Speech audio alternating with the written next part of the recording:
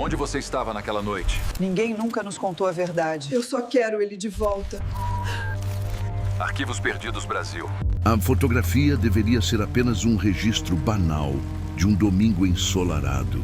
Um almoço em família, cadeiras espalhadas pelo jardim, copos ainda com restos de refrigerante, a toalha amassada sobre a mesa e risadas relaxadas que se misturavam ao cheiro de carvão úmido. Um instante comum, um instante sem importância. Mas às vezes, o que parece absolutamente ordinário é justamente o que esconde o inexplicável. O parente que segurava a máquina fotográfica apenas queria capturar o momento antes que a tarde terminasse, antes que o sol desaparecesse por trás das árvores. Ele pediu para que todos se aproximassem. A mulher à esquerda ajeitou o cabelo, inclinou o rosto para evitar a sombra que atravessava seu ombro e sorriu com naturalidade. Nada naquele momento parecia extraordinário. A foto foi tirada, armazenada no filme e esquecida durante dias. Quando o rolo foi revelado no laboratório, o mundo conhecido começou a rachar. Na imagem impressa, a mesa estava lá, os copos estavam lá, as cadeiras estavam exatamente onde todos lembravam. Porém, no lugar onde a mulher deveria estar sentada, havia apenas o vazio. Não um erro técnico, não um borrão, não um corte. Era um vazio absoluto. O espaço estava registrado com precisão matemática. Inclusive a sombra projetada sobre o chão, nítida demais para ser ignorada, formatada com a silhueta precisa de um corpo que não estava ali. A sombra existia, a mulher não. A família buscou explicações lógicas. Falha na câmera, ilusão de ótica, problema na revelação. Nenhuma hipótese se sustentou. O negativo foi examinado por um técnico experiente. Não havia sinal de manipulação, nenhuma marca de sobreposição, nenhuma falha química. A fotografia dizia uma coisa, a memória dizia outra. Eles juravam que ela estava presente, rindo, falando sobre a luz forte do sol. Mas como uma pessoa pode desaparecer de uma imagem sem desaparecer da lembrança? Se aquilo era um erro, por que o erro parecia tão intencional? E se não era um erro, então o que a fotografia realmente capturou? Se você quer acompanhar cada peça que ainda falta neste quebra-cabeça e descobrir o que realmente aconteceu, continue aqui com a gente. Inscreva-se no canal e deixe seu like para não perder nenhum avanço desta investigação. Belo Horizonte, ano de 2001. Uma cidade que respirava transição, suspensa entre o passado analógico e o futuro digital que ainda engatinhava, cercada por morros, ruas que serpenteavam como trilhas de segredo e bairros onde o tempo parecia andar, mas devagar. Naquele período, revelar fotografias ainda era um ritual. Escolher o filme de 36 poses, inserir na câmera com cuidado, evitar que a luz queimasse o rolo, entregar o envelope no balcão do laboratório e voltar dias depois para descobrir o que havia sido capturado. Não existia a pressa do clique digital nem a garantia de correção imediata. Cada imagem era um salto no escuro, um pacto silencioso com o acaso e com a memória. Nas padarias, nos ônibus lotados e nas filas das casas lotéricas, as pessoas falavam de contas atrasadas, do medo constante de perder o emprego, do preço do combustível que começava a subir e, principalmente, de uma sensação coletiva de instabilidade social que crescia sem explicação clara. A insegurança era quase palpável, como um nevoeiro leve que recobria tudo. Naquele Brasil, notícias sobre desaparecimentos raramente estavam nas manchetes dos jornais. Havia temas mais convenientes, mais lucrativos, mais fáceis de digerir. Quando alguém sumia, a resposta padrão das autoridades era sempre a mesma. Ela deve ter ido embora por vontade própria. Nada chocava, nada surpreendia, nada era investigado com profundidade. Bastava que o nome não tivesse peso político ou dinheiro ligado a ele para que a história fosse empurrada para o esquecimento. A insensível geometria da burocracia cuidava do resto. Nas casas de família, álbuns de fotografia eram mais valiosos do que qualquer lembrança digital poderia ser hoje. Eram arquivos de existência. Pequenas provas impressas de que alguém viveu, amou, sofreu, riu. As fotografias eram testemunhas silenciosas do cotidiano. E quando algo falhava nelas, quando uma imagem não correspondia à memória, o erro não era atribuído à máquina, era atribuído à pessoa. Era a lembrança que deveria estar equivocada, nunca o filme. Afinal, a foto era considerada a verdade absoluta. O papel selava aquilo que o momento registrava. Era justamente essa crença inabalável na verdade da imagem que tornava o caso tão perturbador. Uma mulher não aparecer em uma foto era impossível. Consequentemente, se a foto negava sua presença, a memória coletiva deveria estar errada. E cada vez que alguém duvidava do que viu naquele dia, a corrente de lembranças perdia mais um elo. Quando a fotografia se sobrepõe à memória, o que é que merece ser chamado de real? Foi neste cenário, onde a prova visual valia mais do que qualquer testemunho humano, que a história de Adriana começou a ser corroída. Aos poucos, não. Apenas a imagem deixou de existir, mas o próprio espaço que ela ocupava no mundo. Porque em 2001, o que não aparecia em uma foto, simplesmente não existia. Mas e quando a memória se recusa a desaparecer? O que acontece quando a imagem e o passado entram em conflito? Adriana não era uma mulher que chamava atenção ao entrar em um ambiente, mas todos lembravam da sensação que ela deixava após sair dele. Era como se carregasse uma presença que se manifestava nos pequenos gestos, o cuidado ao alinhar talheres na mesa, a delicadeza na forma de dobrar lençóis recém-lavados, a paciência infinita ao ensinar crianças a juntar sílabas. Professora alfabetizadora, dedicava horas além do horário escolar, revisando exercícios, escrevendo pequenos bilhetes motivadores e colando adesivos que ela mesma comprava com seu salário apertado. Seus alunos frequentemente diziam que ela tinha mãos de silêncio, pois conseguia acalmar até a mais inquieta das turmas apenas com o jeito de falar.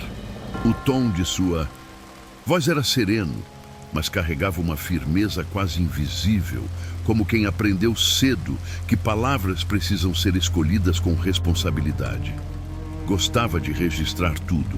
Em uma caixa azul guardava cartões de metrô, embalagens de bombons, ingressos de cinema e fotografias Polaroid. Era seu modo de garantir que cada pedaço de vida tivesse um lugar para permanecer. Nas noites de sábado, enquanto o marido assistia jogos na televisão, ela se sentava na mesa da sala e montava páginas de álbum com recortes, legendas escritas à mão e datas cuidadosamente marcadas no canto inferior direito. Havia uma frase que repetia com frequência, quase ritualística: "Fotografias são a prova de que estivemos aqui." Dizia isso sempre que alguém tentava convencê-la de que tirar fotos era perda de tempo. Para ela, registrar era existir, era ser vista, era permanecer. Seus colegas de escola lembram que ela se oferecia para ficar até mais tarde, quando algum pai não podia buscar o filho na hora. Tinha uma compaixão que podia ser confundida com ingenuidade. E talvez por isso tanta gente se aproveitava de sua boa vontade. Nunca reclamava, nunca levantava a voz, nunca exigia nada. Apenas sorria e continuava. Mesmo quando o cansaço se manifestava sob a forma de olheiras profundas, ou quando seu olhar perdido denunciava uma tristeza que ninguém se esforçava para nomear, ela encontrava motivos para seguir preenchendo os álbuns. Era sua maneira de evitar o que ela mais temia: o esquecimento. A relação com o marido era cordial, porém distante. Ele tinha orgulho da casa organizada, das roupas passadas e das refeições preparadas no horário. Falava dela como quem descreve uma peça funcional de mobília, útil e silenciosa. Não parecia notar quando ela cortava o cabelo, quando comprava um vestido novo ou quando sua voz tremia ao falar de exaustão. Quando amigos perguntavam se estava tudo bem, ela sorria. Um sorriso curto, rápido, que só envolvia os lábios, nunca os olhos, e dizia que estava cansada, mas feliz. Se havia algo que a magoava, não permitia que transparecesse. Adriana não queria ser um problema para ninguém. Apesar de tímida, tinha um hábito curioso. Fotografava as próprias mãos. Registrava o toque, o movimento, o que segurava. Dizia que as mãos contam histórias que o rosto esconde. No último álbum iniciado antes de desaparecer, a sequência de fotos mostrava suas mãos segurando pequenos objetos do cotidiano. Uma chave, um lápis, uma xícara, um bilhete escrito às pressas. Embaixo de uma dessas fotos, escreveu uma frase inquietante: "Se um dia eu não estiver mais aqui, minhas mãos vão provar que existi." Essa frase, que inicialmente parecia poética, tornaria tudo mais perturbador depois de seu desaparecimento. Era como se Adriana já soubesse que existia uma força prestes a apagá-la, não apenas da vida, mas também da lembrança dos outros. A fotografia, que antes era um símbolo de permanência, seria usada como instrumento de negação de sua própria existência. Adriana temia o esquecimento. E o esquecimento viria de forma tão absoluta que ultrapassaria as fronteiras do real. Porque antes que alguém desapareça fisicamente, primeiro desaparece da atenção. Mas havia algo naquela tarde que revelou o início do apagamento. Algo capturado não pela memória, mas pelo silêncio do instante antes da foto. A tarde avançava com a luz aconchegante que costuma existir apenas em domingos preguiçosos, quando o tempo parece disposto a se arrastar e a vida se desenrola, sem expectativa de surpresa. A churrasqueira exalava uma fumaça mansa e espaçada, misturando-se ao aroma de carne temperada que se infiltrava no ar quente do quintal. O rádio antigo, apoiado na janela da cozinha, tocava músicas aleatórias e interrompidas por notícias que ninguém realmente escutava, pois a família estava ocupada vivendo aquele momento de convívio simples. Copos com gelo derretendo devagar, risadas que ecoavam entre o muro e as plantas, conversas que flutuavam sem direção. Adriana circulava pelo ambiente com um vestido claro que acompanhava cada movimento do seu corpo, e havia nela uma leveza discreta, algo que tornava impossível ignorar sua presença, embora ela mesma parecesse não perceber o efeito que provocava nos outros. Quando alguém sugeriu tirar uma fotografia do grupo, ela apenas sorriu com delicadeza, ajeitou o cabelo atrás da orelha e sentou-se na cadeira ao lado do marido. A família se movimentou para entrar no enquadramento e, por alguns segundos, tudo pareceu sincronizado de maneira perfeita. O sol atravessava as folhas das árvores e criava manchas de luz sobre o cimento. O fotógrafo ajustava a lente com a tranquilidade de quem acredita que está apenas capturando uma lembrança banal. E Adriana inclinava o rosto ligeiramente para evitar o excesso de claridade.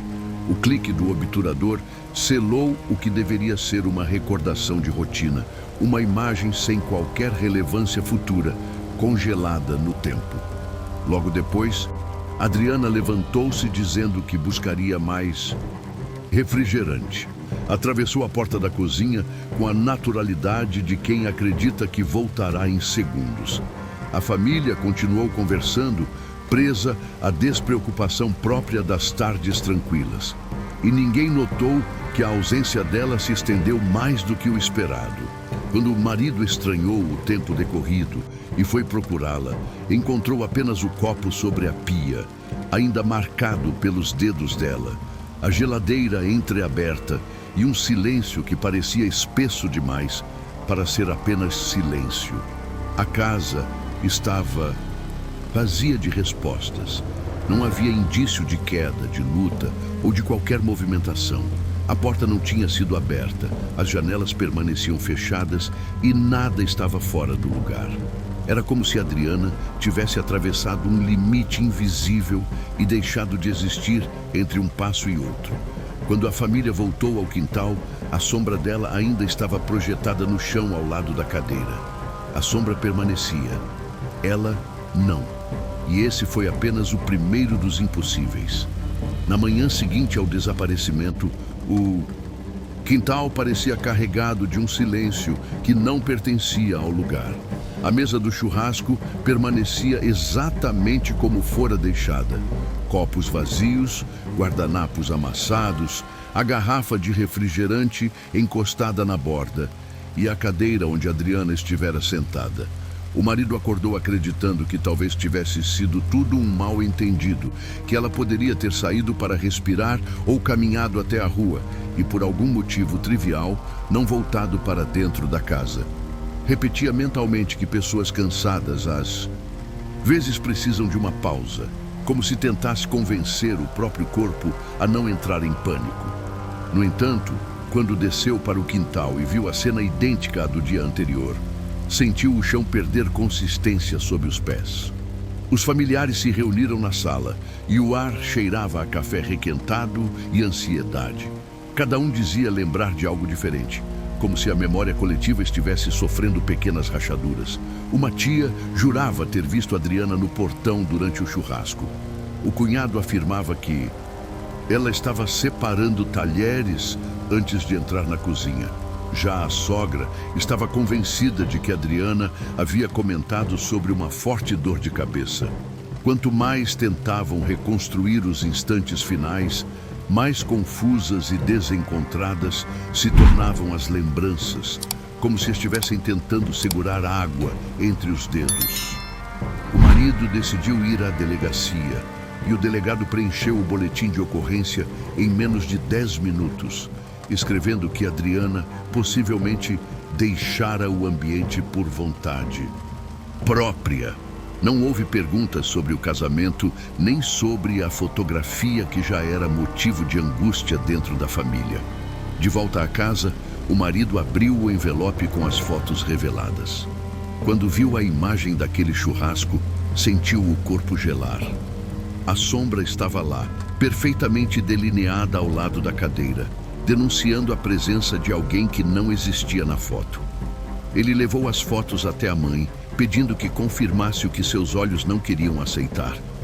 A sogra olhou a imagem com estranhamento crescente e, após alguns segundos, murmurou hesitante: "Você tem certeza de que ela estava sentada ali?" Foi a primeira vez que alguém duvidou da própria memória. A partir desse instante, algo começou a mudar na estrutura da história. A fotografia passou a ter mais autoridade do que o testemunho humano. A imagem se tornou mais convincente do que qualquer lembrança.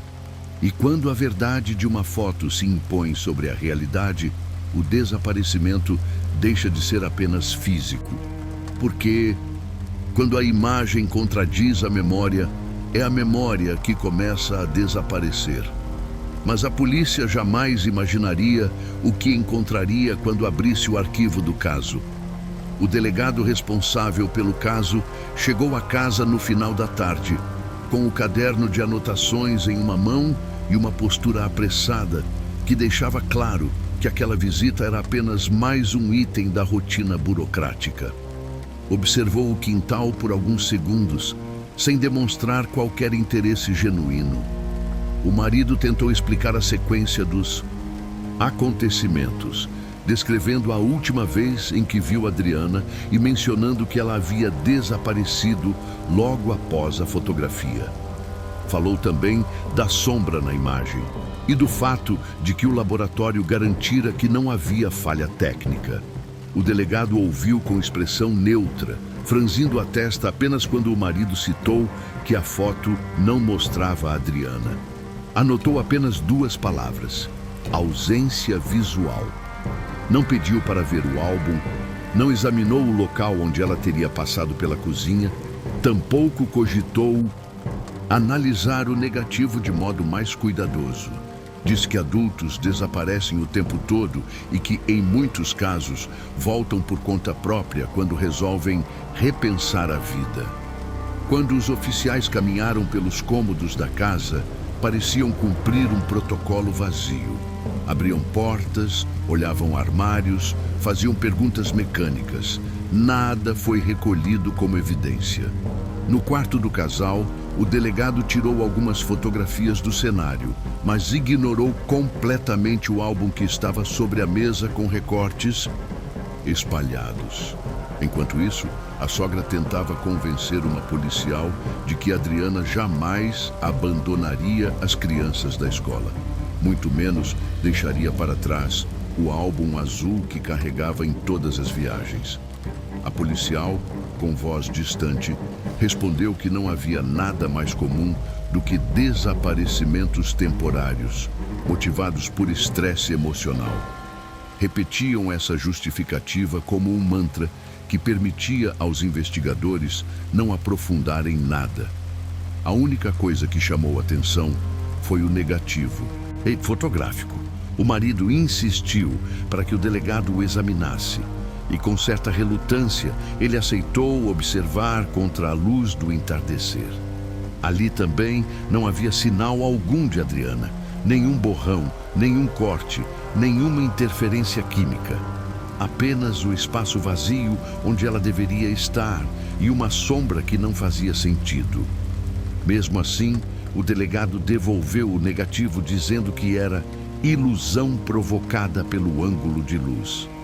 Reduziu o fenômeno a uma curiosidade irrelevante.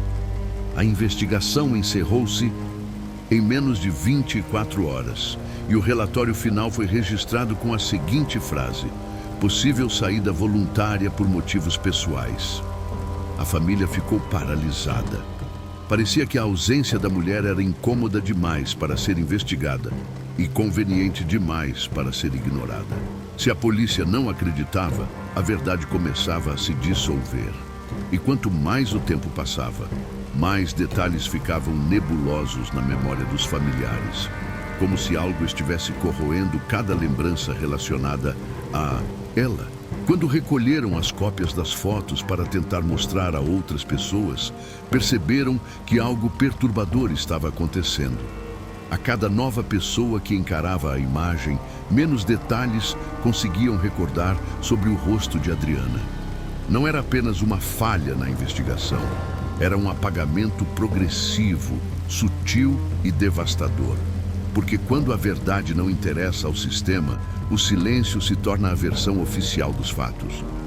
Porém, quando começaram a surgir versões conflitantes sobre o que realmente aconteceu com Adriana, a história deixou de ser apenas um desaparecimento.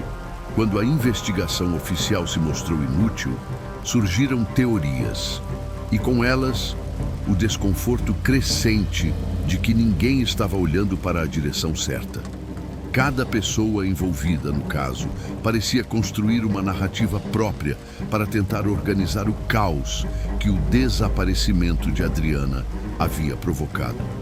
Em situações como essa, quando a verdade é incômoda demais para ser enfrentada, o imaginário coletivo se encarrega de preenchê-la com versões. A primeira teoria nasceu dentro da própria família, como uma tentativa de evitar a dor. Adriana teria fugido. Alguns parentes afirmavam que ela vinha mais introspectiva nas últimas semanas, que parecia cansada, distraída, com a mente distante mesmo quando o corpo estava presente. Essa interpretação ganhou força porque dava sentido a algo que era impossível de compreender. Fugir era uma explicação prática que afastava a suspeita de culpa e permitia à família acreditar que ela escolhera desaparecer. A teoria ignorava um detalhe fundamental. Ela deixara para trás tudo aquilo que mais prezava, inclusive seus álbuns, suas fotos, seu diário, sua rotina meticulosa. Pessoas que planejam fugas não abandonam suas provas de existência. A segunda teoria, mais sombria, começou a crescer nos bastidores da vizinhança. Para esses observadores distantes, o marido tinha comportamento frio demais, controlado demais, pragmático demais para um homem cuja esposa havia desaparecido sem motivo.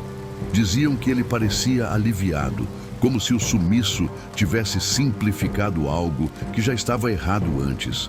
Sussurrava-se que o relacionamento entre eles era mais conveniente do que afetivo, que ela era invisível para ele dentro da própria casa, que o silêncio entre o casal vinha se tornando mais denso a cada ano. A ideia circulava como sombra por trás das conversas. Talvez o desaparecimento não tivesse sido um acidente do destino, mas o resultado de algo cuidadosamente planejado. Essa teoria só não ganhou mais força porque não havia corpo, não havia sinal, não havia prova que sustentasse qualquer acusação. E um crime sem prova é um crime que nunca existiu. A terceira teoria surgiu quando o negativo da fotografia foi apresentado a um técnico em revelação. Segundo ele, não havia corte, nem falha de exposição, nem erro de emulsão que pudesse justificar o apagamento de Adriana.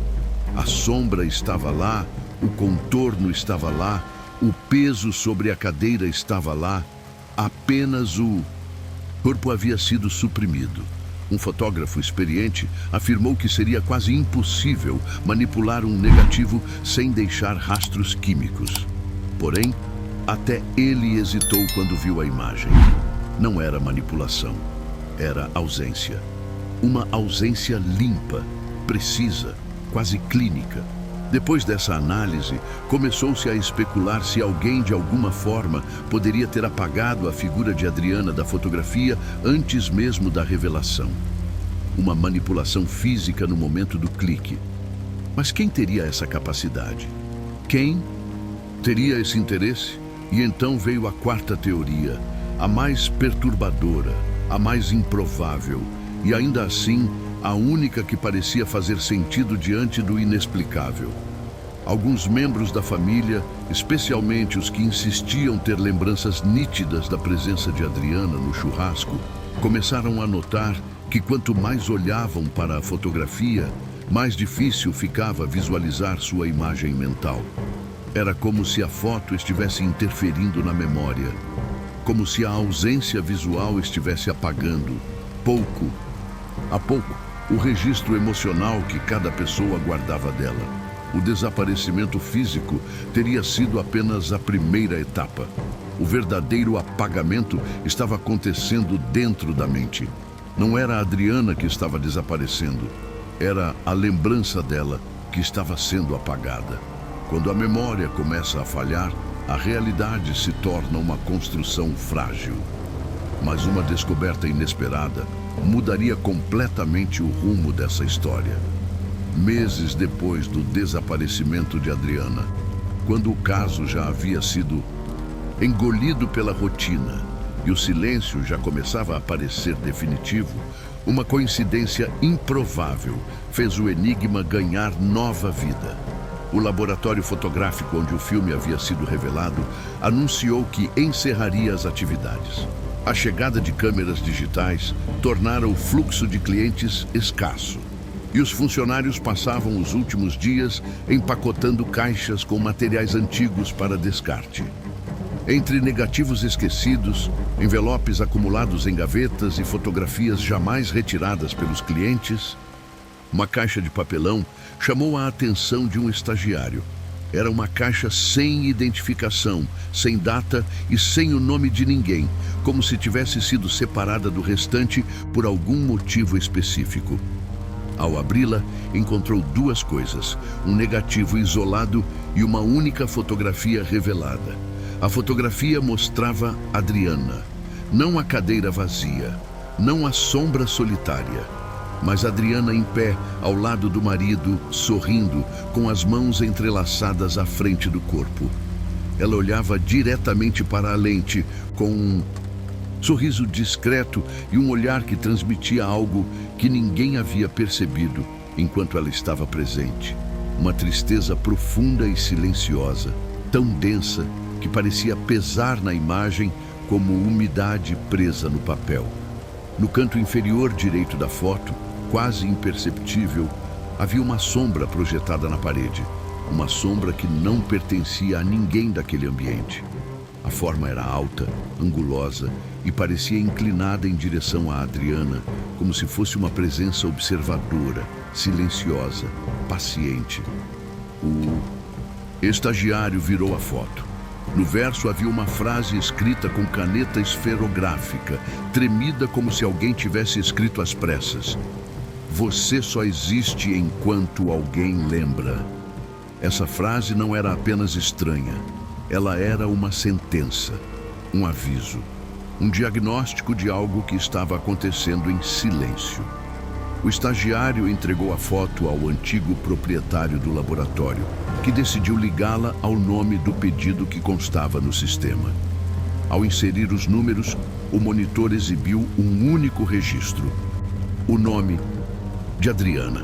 Ao lado do nome, um comentário curto e sem explicação. Cliente não retornou para retirar. A família recebeu a fotografia dias depois. Quando a sogra a segurou, começou a chorar de maneira descompensada. O marido, ao olhar para a imagem, sentiu como se algo lhe escapasse entre os dedos. Como se olhar para o rosto dela significasse admitir que a lembrança não era suficiente para trazê-la de volta. A foto provava que Adriana existiu naquele dia. Provava que ela esteve no churrasco. Provava que a cadeira vazia não era falha de lembrança, mas falha de realidade. Se a fotografia oficial afirmava que Adriana não estava lá, e essa fotografia mostrava que ela estava, então havia algo acontecendo entre o fato e a imagem. Às vezes, a prova que alguém tenta enterrar é justamente a prova que insiste em ressurgir. E foi a partir desse momento que o esquecimento se tornou ainda mais brutal. Com o passar dos meses, o desaparecimento de Adriana deixou de ser um acontecimento e passou a ser apenas mais um silêncio acumulado no fundo das gavetas da cidade.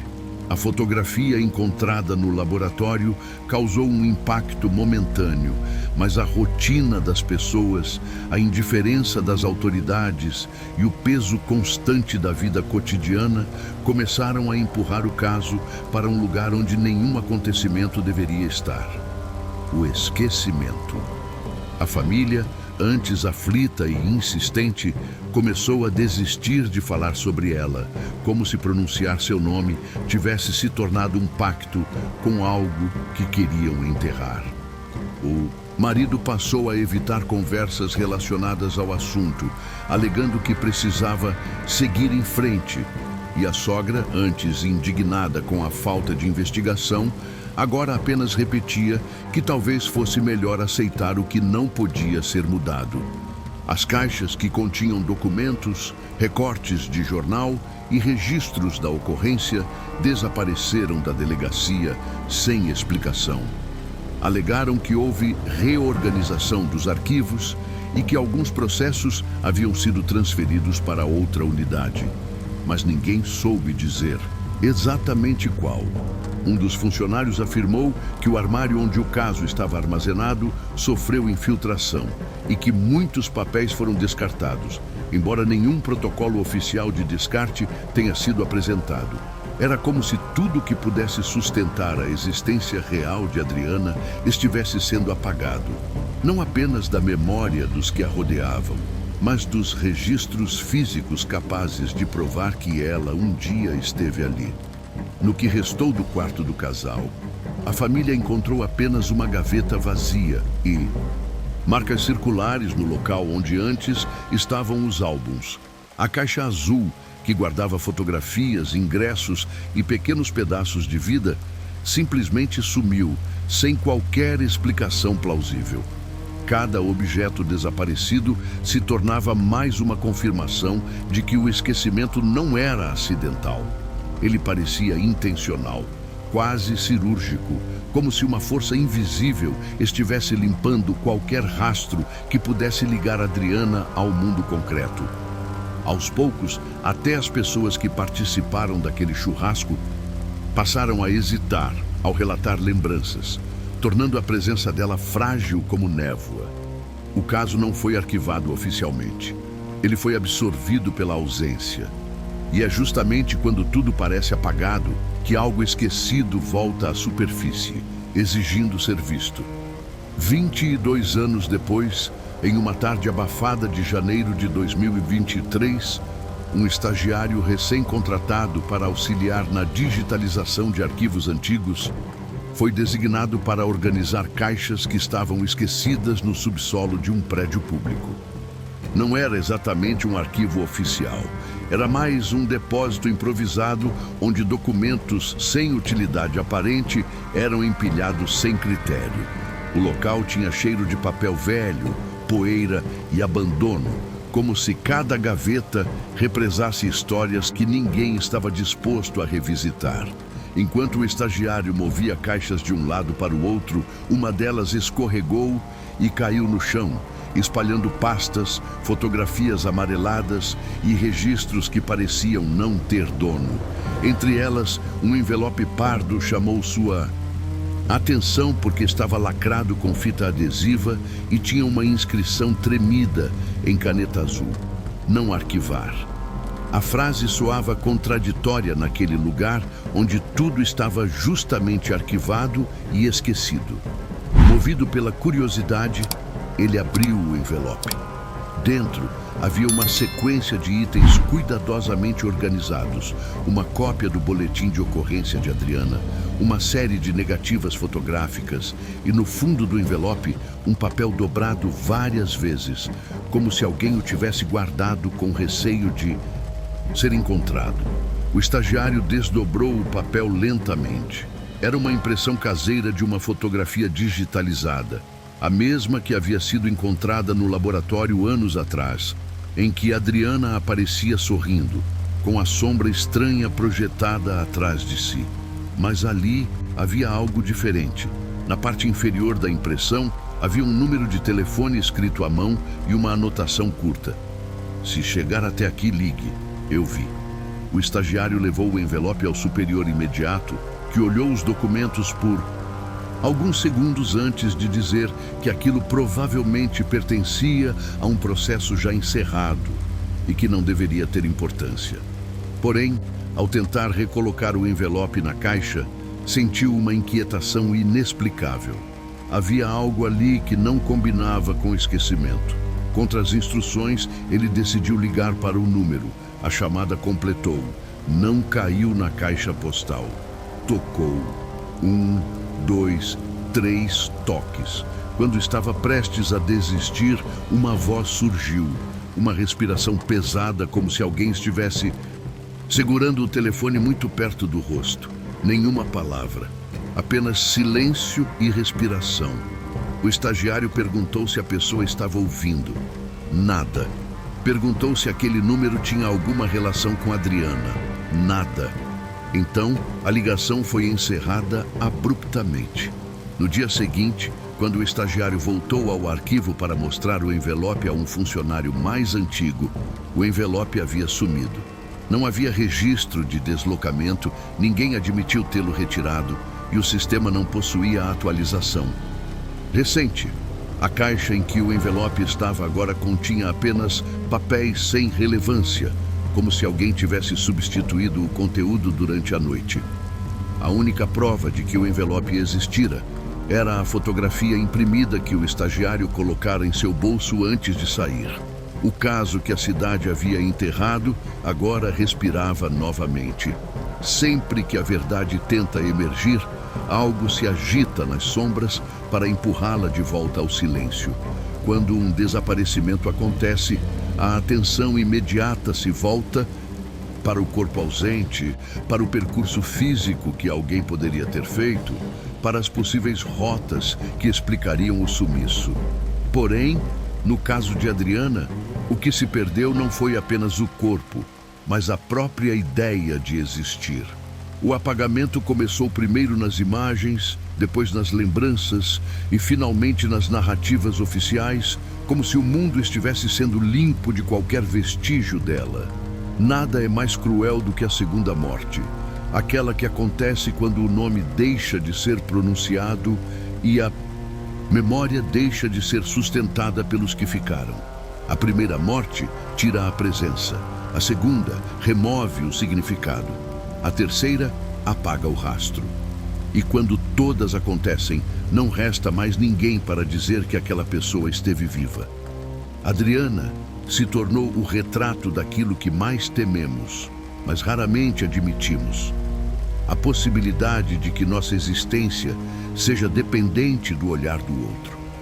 Vivemos como se nossa presença fosse um fato absoluto, quando, na verdade, somos uma construção contínua dentro das memórias que nos cercam. Quando ninguém mais se lembra, quando nenhuma fotografia confirma o que fomos, quando até os objetos se desfazem sem explicação, o que permanece? A história de Adriana revela uma dimensão sombria da realidade. Existir não é estar vivo. Existir é ser lembrado. A ausência dela, registrada primeiro na imagem, depois nos arquivos e por fim nas mentes, mostra que a memória é um território frágil, instável, vulnerável a forças que não conseguimos nomear. O que faz? Alguém desaparecer não é a morte, é o esquecimento. E talvez seja por isso que a fotografia encontrada no laboratório tenha sido tão perturbadora. Ela não era apenas prova de que Adriana esteve ali. Era prova de que o mundo estava mentindo. Enquanto alguém lembrar, algo resiste. Enquanto uma história insistir em não ser apagada, alguma parte do desaparecido continua existindo, mesmo que seja apenas na fresta entre uma lembrança e outra. Adriana não desapareceu porque deixou de viver. Ela desapareceu porque deixaram de enxergá-la. E às vezes, lembrar é o último ato de justiça que alguém pode receber. Quando uma história termina, não é o silêncio que define o seu fim, e sim aquilo que permanece ressoando na mente de quem a ouviu. No caso de Adriana, não houve corpo encontrado, nem confissão, nem conclusão oficial que pudesse oferecer algum tipo de conforto àqueles que a amaram ou que apenas cruzaram o caminho dela naquele domingo aparentemente comum. O que restou foi um vazio que não pode ser explicado. Um conjunto de fragmentos que desafiam o tempo, a lógica e o próprio conceito de realidade. A fotografia encontrada anos depois não trouxe respostas. Trouxe perguntas que se multiplicaram como ecos dentro de uma sala escura, revelando que o esquecimento não é um acidente, mas uma força capaz de triturar existências inteiras, sem deixar vestígios visíveis. Adriana não desapareceu apenas do enquadramento de uma imagem. Ela desapareceu da convivência, dos registros, dos arquivos e principalmente daquilo que mais nos sustenta como seres humanos, a memória de quem nos reconhece. Há casos que são resolvidos por evidências, por testemunhos, por documentos. Este não. Este permanece como um ponto de interrogação aberto no meio da linha do tempo, como se alguém tivesse arrancado uma página de um livro e colado no lugar um pedaço em branco. Talvez seja por isso que este caso seja tão inquietante. Ele não nos entrega uma narrativa fechada. Ele nos obriga a encarar a possibilidade de que algumas verdades não estão escondidas por falta de provas, mas por falta de olhar. Se ninguém vê, se ninguém questiona, se ninguém se importa, então tudo pode ser apagado. E aquilo que é apagado deixa de existir, não porque nunca tenha acontecido, mas porque deixou de ser lembrado. Existe uma violência silenciosa em permitir que algo seja engolido pela indiferença. Quando você apaga alguém da memória, você apaga sua existência. Quando você lembra, você resiste. Adriana pode ter desaparecido da fotografia, dos arquivos e da vida daqueles que deveriam ter lutado para encontrá-la. Mas não desaparece enquanto houver alguém que se recuse a esquecer o que aconteceu com ela. A história dela não é um registro policial, é um aviso, Um lembrete de que a vida pode ser apagada, mas a verdade não permanece enterrada para sempre. Em algum lugar sempre resta uma prova, um fragmento, um rastro, uma fotografia que insiste em sobreviver ao tempo. Se você acredita que nenhuma história deve desaparecer, que vozes apagadas merecem ser ouvidas e que algumas verdades precisam ser reveladas apesar do silêncio, então permaneça aqui investigando conosco. Inscreva-se no canal e continue acompanhando os Arquivos Perdidos BR. Porque enquanto houver alguém disposto a lembrar, nenhuma história estará completamente morta.